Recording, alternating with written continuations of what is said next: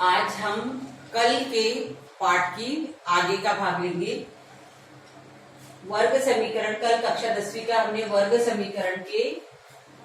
समीकरण के स्वरूप के बारे में पढ़ा था। मानक स्वरूप के बारे में ax वर्ग प्लस bx प्लस c बराबर 0 होता है और उसके a, b और c का मान किस तरह से ज्ञात करते हैं और वर्ग समीकरण को पहचानना, ये हमने सीखा। आज हम उसका अगला भाग ले रहे हैं, विवेचक का मान ज्ञात करना। वर्ग समीकरण के विवेचक का मान ज्ञात करना। विवेचक को डेल्टा द्वारा भी प्रदर्शित किया जाता है। डेल्टा यह ग्रीक अक्षर है और उसे इस तरह से छोटे से त्रिकोण के चिन्ह द्वारा बताया जाता है। विवेचक बराबर हो जाता है b वर्ग ऋण 4ac। a, b और c मानक स्वरूप से हमें पता है कि a, b और c उसके गुणांक है, वर्ग समीकरण के गुणांक है। वर्ग समीकरण का सूत्र विधि से हल करते समय x उसके मूल के लिए हम x बराबर ऋण b प्लस माइनस वर्गमूल के अंदर b वर्ग ऋण 4ac अपॉन 2a इस सूत्र द्वारा वर्ग समीकरण को सूत्र विधि से हम हल करते हैं। जब हम a, b और c का मान ज्ञात करते हैं, a, b और c का मान ज्ञात करने के बाद हम b वर्ग ऋण 4ac का मान ज्ञात करते हैं। यदि b वर्ग ऋण 4ac का मान 0 से बड़ा है अर्थात धनात्मक है, तब जो हमको उसके दोनों मूल प्राप्त होते हैं, दोनों मूल असमान होते हैं। इसका अर्थ यह है कि उस समय हमको उसका दो आंसर्स मिलते हैं, दोनों आंसर्स अलग अलग होते हैं, मूल असमान से अर्थ ये है। यदि हमको b वर्ग ऋण 4ac का मान 0 के बराबर प्राप्त होता है तो उस समय उस वर्ग समीकरण का जो मूल मिलता है ये 0 होने के कारण माइनस b अपॉन 2a, यानी दोनों मूल उसके समान होते हैं।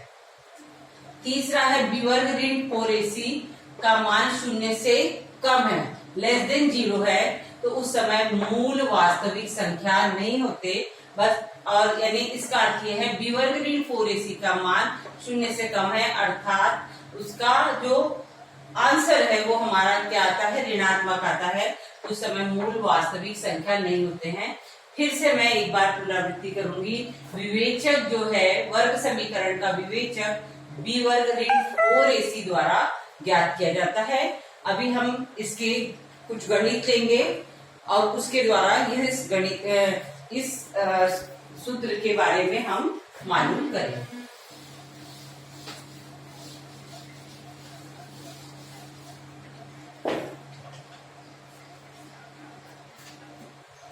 एक उदाहरण, 2x वर्ग ऋण 5x धन 7 बराबर 0। इसकी तुलना जब हम ax वर्ग प्लस bx प्लस c बराबर 0 से करते हैं तो a बराबर 2, b बराबर ऋण 5 और c बराबर 7 प्राप्त होता है। a का मान 2, b का मान ऋण 5, c का मान धन 7। b वर्ग ऋण 4ac यानी विवेचक का मान ज्ञात करने के लिए विवेचक डेल्टा बराबर b वर्ग माइनस 4ac, b का मान है ऋण 5 का वर्ग ऋण 4, a का मान है 2 और c का मान है 7। ऋण 4 गुणा 2 गुणा 7, ये जो 4ac के जो हम तीनों को के मान लिखते हैं उसको हम ब्रैकेट के अंदर लिखेंगे तो ज्यादा अच्छा, क्योंकि इसमें से कुछ कभी कभी ऋणात्मक भी होते हैं। ऋण 5 का वर्ग 25 माइनस 4 दूने 8, 8 ही 7 56, 25 माइनस 56, 6 में से 5 गया 1, 5 में से 2 गया 3 और यहाँ बचा ऋण 31। हमारा विवेचक का मान प्राप्त हुआ ऋण 31। डेल्टा बराबर ऋण 21 या विवेचक बराबर ऋण 21 प्राप्त होने पर विवेचक का मान है लेस देन 0, 0 से छोटा। इस तरह हम लिख सकते हैं कि वर्ग समीकरण के मूल वास्तविक संख्या नहीं है। वर्ग समीकरण के मूल वास्तविक संख्या नहीं है। इस तरह से हम वर्ग समीकरण के मूल ज्ञात कर सकते हैं। और वो मूल कैसे है, यदि उसका मान शून्य से अधिक है तो दोनों मूल असमान आएंगे। यदि b वर्ग ऋण 4ac का मान शून्य आया तो मूल समान आएंगे, और यदि b वर्ग ऋण 4ac का मान ऋणात्मक आता है तो विवेचक का मान शून्य से छोटा होगा, और उस समय हम लिखेंगे वर्ग समीकरण के मूल वास्तविक संख्या नहीं है।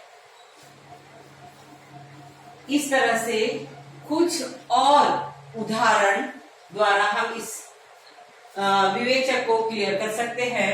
अब मैं आपको इस पर आधारित स्वाध्याय के 2-3 प्रश्न दूंगी, जिसे आपको स्वयं हल करके देखना है और आपको बताना है कि विवेचक किस तरह से है, उस शून्य से अधिक है, शून्य से कम है या शून्य के बराबर है।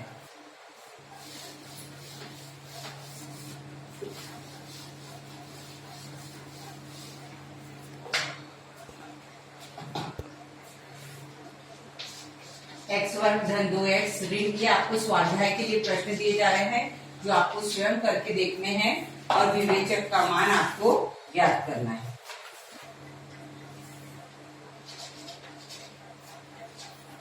x वर्ग धन 7x ऋण 1 बराबर 0,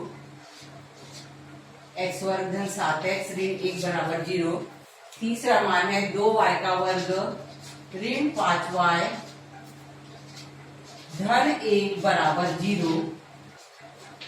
चौथा है वर्गमूल 2x का वर्ग